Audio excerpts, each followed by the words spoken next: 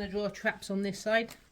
So occipital process, it goes over, has some attachment on the clavicle underneath, goes all the way to the acromion process, down the spine and the scapula.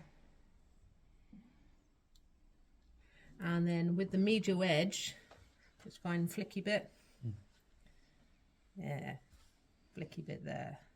Okay, so then it goes quite narrow and it goes all the way down to T12, bottom rib. Yeah.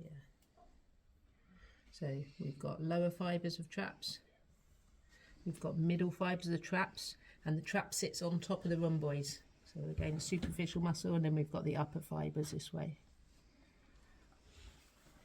And then with the lats, draw on the iliac crest this side. So we'll do lats down here, but we've got coccyx, sacrum, iliac crest. So it comes from there, and it has attachment all the way up to T7.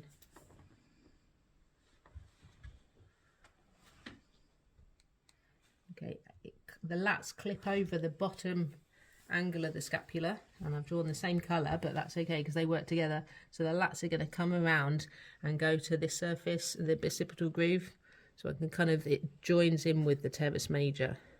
So that's all lats.